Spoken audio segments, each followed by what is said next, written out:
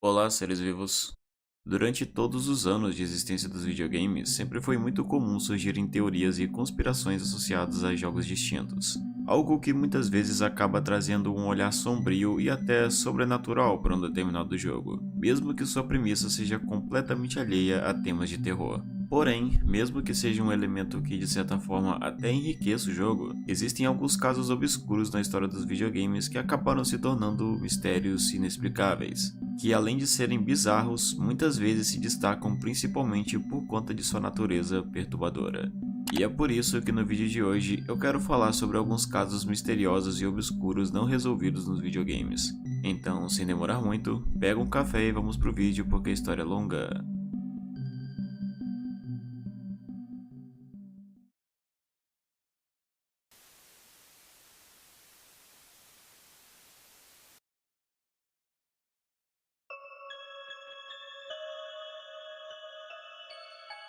SWAT 4 é um jogo produzido pela Sierra Games publicado no ano de 2005 para PC. No jogo assumimos o controle de uma unidade tática da SWAT encarregada de lidar com situações das mais diversas, como mandados de prisão, sequestros, ameaças de bomba, etc. Cada operação no jogo valoriza o uso da estratégia em vez da força bruta, então não é um jogo onde você simplesmente troca tiros com inimigos armados sem nenhum contexto, sendo necessário primeiro avaliar a situação para depois tomar uma decisão. Apesar disso, o jogo é ausente de um modo história, dessa forma a gameplay se concentra em cenários distintos que o jogador pode escolher para se aventurar. O conceito dele claramente se distancia de qualquer olhar sombrio para sua experiência. Bem, pelo menos à primeira vista. Quando era pequeno, eu tive minha primeira experiência com esse jogo e rapidamente acabou se tornando um jogo recorrente na minha infância. Porém, por algum motivo estranho, talvez por eu ainda ser pequeno, eu tinha um pouco de receio de jogar esse jogo por sentir medo em alguns momentos. Acho que não é totalmente estranho de conceber isso, já que muitas vezes o jogo se mostra um tanto enervante em alguns sentidos.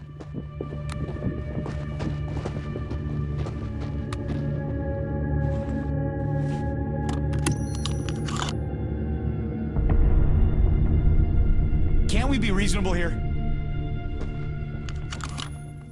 Muitos cenários são escuros, várias salas são vazias e liminares, as trilhas trazem um suspense particular, mas no final é só isso. Pelo menos deveria ser. Em uma verificação interna, um dataminer chamado PHP Minor se deparou com uma descoberta obscura nos arquivos do jogo que definia uma visão particularmente sombria para ele. A descoberta em questão foi publicada no Reddit pelo próprio usuário que fez a descoberta, e se trata de uma animação não utilizada de um personagem com movimentos e espasmos agressivos, como de uma autêntica possessão demoníaca ou algo equivalente. O arquivo mencionado é referido como Gargoyle, que se traduziria para Gárgula, um nome que aliás não parece ter qualquer relação com a animação em questão revelada no arquivo. Como é evidente, tal descoberta levanta muitas dúvidas com relação a qual seria a intenção original desse arquivo no jogo, além de levantar uma atmosfera inquietante para ele, que, pelo menos conceitualmente, não deveria ser sombrio ou assustador. Mas é difícil não ter um olhar diferente com relação a SWAT 4 depois de se deparar com essa descoberta.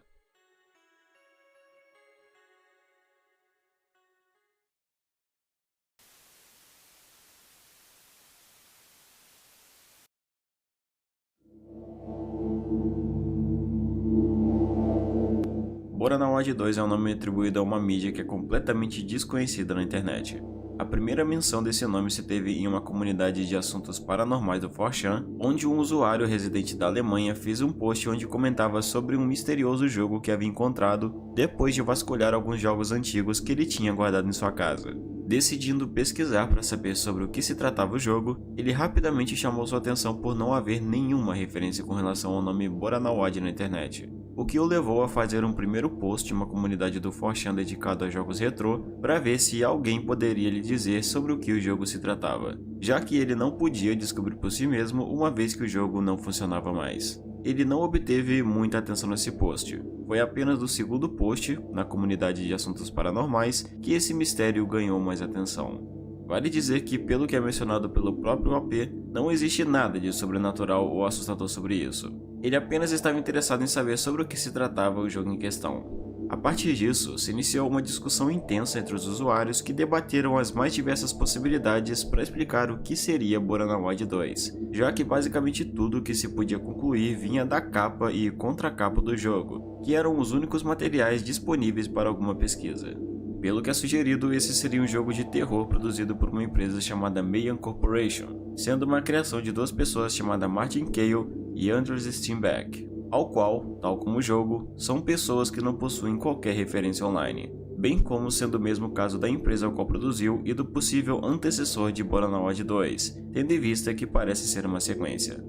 Dado o seu nível de obscuridade, muitas teorias começaram a surgir com relação à origem desse jogo, como por exemplo a ideia deste ter sido um projeto privado, já que é notável muitos traços amadores na constituição da capa. Outra possibilidade é de que esse possa ter sido um obscuro bootleg de um jogo pirata que não teve divulgação, ou até simplesmente um projeto pessoal que não foi originalmente feito com o intuito de ser vendido. Apesar disso, foi descoberto que um pouco antes da postagem original do 4chan, uma pessoa chamada Michael fez um comentário no review de um jogo chamado 50 Gear de Commodore 64 no site myabandaware.com, perguntando se alguém havia ouvido falar sobre um jogo chamado Boranawad no dia 26 de julho de 2018, exatamente 2 meses antes da postagem original do 4chan, mas esse usuário também não obteve respostas. Muito provavelmente que esse comentário tenha sido feito pelo mesmo usuário que iniciou a discussão mais tarde no 4chan, já que, segundo ele mesmo, Michael é um pseudônimo que ele usa na internet. Vale ressaltar que durante toda a discussão, o OP reforçou incansavelmente que não existe nada de sobrenatural ou assustador sobre isso, e que seu intuito se resumia apenas em descobrir sobre o que o jogo se tratava.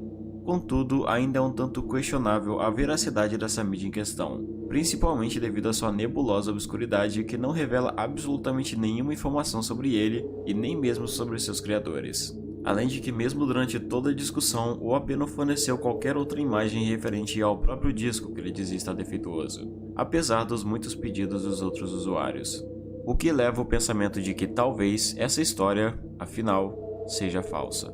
Mas ainda existe aquela chance, ainda que pequena, porém bem intrigante, de que talvez não seja.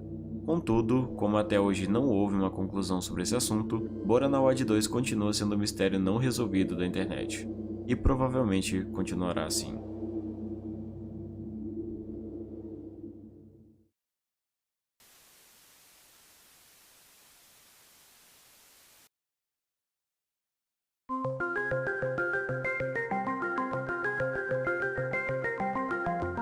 No ano de 2013, um usuário do site Atari Age trouxe um relato seu de alguns anos atrás, onde ele dizia ter passado por um acontecimento que deixou marcado em sua memória. Ele descreveu que estava em um posto de gasolina quando viu um arcade de minigolf que chamou sua atenção pela misteriosa imagem que piscava regularmente enquanto estava na tela de início, referente a um anúncio de duas crianças desaparecidas, uma chamada Tadia Allen Merriman, visto pela última vez em 17 de maio de 1982 em Darrington, na Pensilvânia, e Stephen Philip Kurt, visto pela última vez em 1981 em Halloween, em Washington. Ele não teve um aprofundamento no momento em que viu isso pela primeira vez no arcade, mas a imagem lhe deixou tão impressionado que ele decidiu pesquisar mais a fundo para descobrir mais sobre isso. O que não é difícil de se compreender, já que é uma coisa tão perturbadora que nem mesmo parece ser algo que legitimamente esteve em um arcade. Contudo, de fato essa imagem realmente esteve no arquivo original do jogo, e ele pôde ter acesso a ela novamente quando veio a baixá-lo pela internet.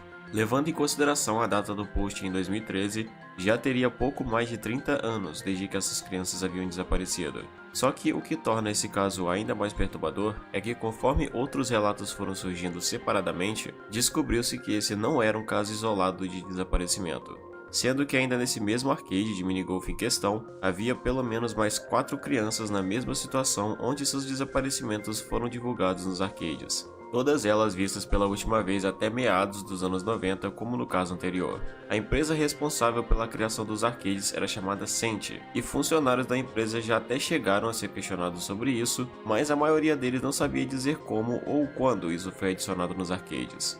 Pelo que foi relatado por um funcionário chamado Roger Hector, ele só se lembra que foi uma ideia que veio de fora do desenvolvimento do jogo, sendo um recurso adicionado de última hora. Aparentemente, é sugerido que em algum momento a empresa estava cooperando com o FBI para incluir as informações das crianças desaparecidas nos arcades. Contudo, essa informação ainda é incerta. Não existe praticamente nenhuma informação acerca da maioria dos desaparecimentos apresentados, mas boa parte das crianças foram vítimas de sequestro parental. Depois de uma pesquisa aprofundada, descobriu-se que Taj Allen Merriman foi rapidamente encontrado, ainda no dia 12 de julho de 1985. Steven Philip Kurt, que compartilhava sua foto com a imagem de Allen, ainda manteve seu desaparecimento sem solução até então. Contudo, a partir de alguns registros públicos, um usuário conseguiu identificar uma pessoa que tem as mesmas descrições de nome e idade de Philip, vivendo atualmente perto de onde ele havia sido dado como desaparecido, o que, pelo fato de ser condizente com todas as informações do garoto desaparecido, pode-se concluir que, de fato, é ele mesmo. Esse também foi o caso de uma das garotas desaparecidas chamada April Rose Yates, que também foi encontrada. Contudo, isso soluciona apenas 3 destinos dos 6 que foram originalmente apresentados nas imagens, o que faz com que o destino das outras 3 crianças permaneça um completo mistério. Além de ser uma divulgação de um desaparecimento de crianças, algo que torna esse caso particularmente perturbador é o fato de que é um acontecimento sombrio sendo divulgado em um arcade, um lugar um tanto incomum de ser apresentado. Algo que denota um olhar bem macabro para tudo isso e até parece se assemelhar com um tipo de analog horror, mas que se torna perturbador por ser um caso real que descreve o desaparecimento de crianças que talvez nunca mais serão encontradas.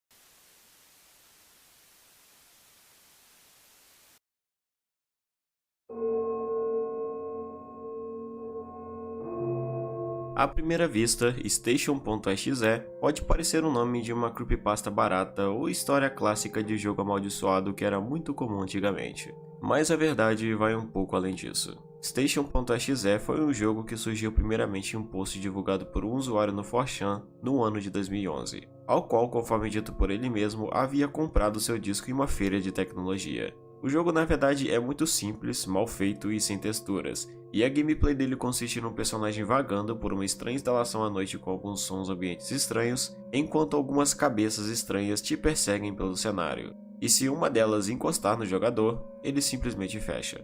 O game em si não é nada demais, é basicamente um walking simulator sem um objetivo real. Contudo, foi descoberta uma coordenada escondida em uma das paredes da instalação, onde quando se pesquisava sobre, levava até uma mina abandonada russa localizada em um tipo de área rural. Curiosamente, a fábrica em questão era muito parecida com a que encontramos no jogo. Também foi descoberto um link associado ao jogo chamado semperprotinam.com, mas o site tinha informações ocultas, uma vez que era protegido por login e senha, do qual ninguém nunca conseguiu descobrir qual era.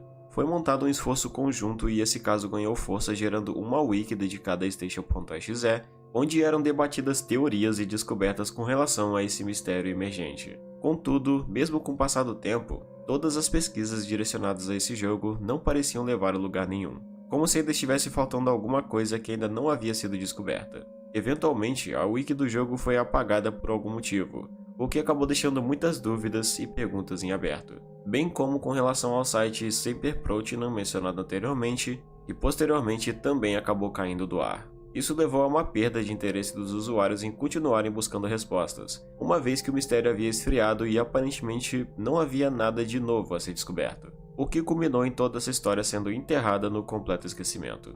Fica bem nítido que essa história parece se basear em algum tipo de ARG, que provavelmente não ganhou a devida atenção e acabou caindo na obscuridade. Ainda hoje só restam dúvidas sobre o que de fato seria Station.exe e o que ele significa.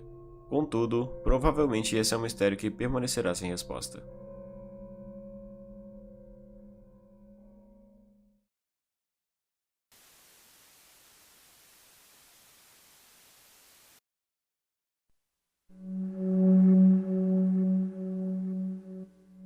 Pokémon é uma franquia que sempre esteve envolta em mistérios. Tanto lendas quanto teorias são conteúdos fáceis de serem encontrados na maior parte dos jogos lançados até então, que vão desde a clássica lenda de Lavender Town até o misterioso Pokémon glitch chamado Missing Nu, entre milhares de outras coisas. Porém, em meio a tudo isso, existe um caso que não é tão conhecido entre os jogadores, mas se refere a um dos mistérios mais bizarros já encontrados na série Pokémon, sendo esse um caso relacionado ao título Pokémon Gold and Silver de 1999. Glitch City é um termo que se tornou bem comum entre os jogadores de Pokémon, sendo usado para se referir a mapas dentro do jogo que possuem dados corrompidos e que não funcionam corretamente. Tais locais ainda podem ser acessados por meio de alguns comandos específicos. Em Pokémon Gold and Silver também existe uma Glitch City que pode ser acessada, mas não é exatamente ela que se tornou o mistério do jogo, mas sim o que foi encontrada nela. Para ter acesso até o lugar em questão, o jogador deve caminhar para fora da parede do seu quarto à direita, após isso salvar, reiniciar e carregar o save novamente. Depois, o processo é simples, basta caminhar um pouco à direita e depois para baixo. Seguindo esse processo, o jogador irá se deparar com uma descoberta, no mínimo bizarra, sendo o estranho fantasma de uma garota solitária habitando essa Glitch City. O termo Ghost Girl atribuído a essa entidade não é dado apenas por um mero acaso, mas sim pela própria aparência anormal da garota, caracterizada por ser muito pálida, como de um fantasma mesmo, destoando de basicamente a grande maioria dos outros personagens da história. Mas além disso, outra coisa que também reforça essa ideia de fantasma é devido a outra descoberta feita posteriormente relacionada a uma linha de diálogo não utilizada da versão japonesa do jogo, presente na cidade de Ecruteak, e que particularmente reforça um olhar ainda mais sombrio a essa entidade. O diálogo é o seguinte: Minha filha está desaparecida. Não, ela não poderia ter ido para a torre queimada. Eu disse para ela não se aproximar dela. As pessoas parecem desaparecer lá. O que eu devo fazer?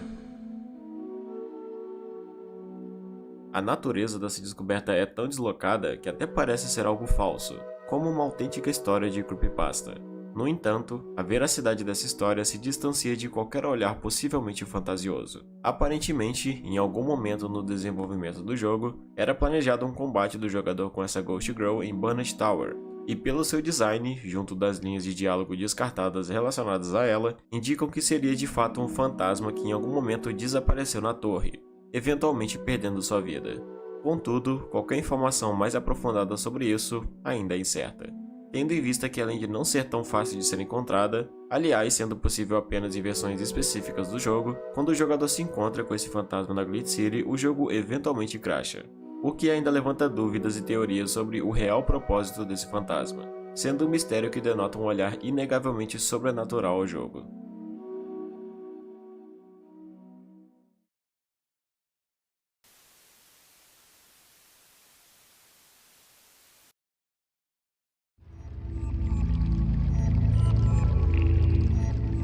Sonic the Hedgehog 2 foi a segunda entrada de sua franquia lançada no ano de 1992 para o console do Mega Drive. O jogo foi reconhecido e aclamado como um título de grande sucesso, introduzindo mecânicas inéditas como o clássico movimento Spin Dash, onde o Sonic gira para acumular velocidade, bem como contando com a adição do icônico personagem Tails como ajudante do protagonista.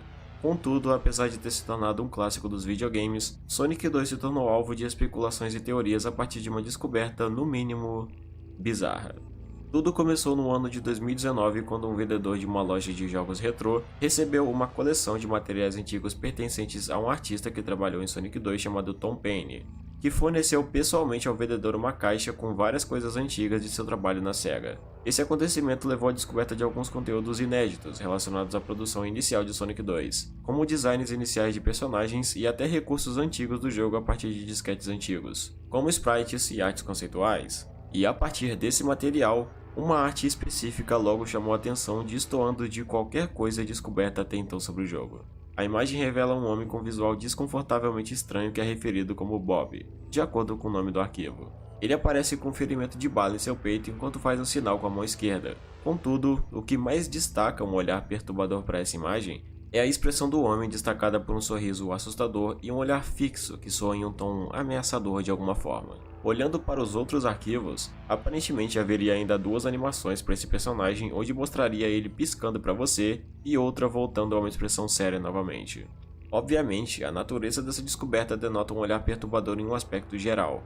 ainda mais por ser encontrado em um jogo que destoa completamente da proposta da imagem. Isso fica ainda mais intrigante com o restante do material em questão, que revela uma imagem de um nível não utilizado, onde os tiles do mapa são substituídos pela imagem do rosto do Bob, o que de certa forma mostra que, apesar de improvável, esse personagem teria alguma relação com o jogo afinal. Nunca houve qualquer explicação acerca dessas imagens, do personagem ou até mesmo quem ele seria, apesar das teorias serem numerosas. Existe uma teoria levantada por um usuário do Reddit chamado Jay Glow de que o personagem possa ser uma referência a Robert Budweiser, uma personalidade dos anos 80 que esteve envolvido em um escândalo de corrupção e que ganhou grande repercussão na mídia devido ao trágico incidente onde ele veio tirar sua própria vida em uma entrevista coletiva durante uma transmissão ao vivo. Dado o fato de Bob ser uma abreviação do nome Robert e o incidente em questão ter ocorrido 5 anos antes do lançamento de Sonic 2, é uma explicação que se mostra bem plausível. Também pela pose atribuída ao personagem, que é a mesma de Robert em uma de suas fotos oficiais. Contudo, qualquer informação com relação à origem ou até propósito dessa imagem ainda é um mistério que permanece sem explicação.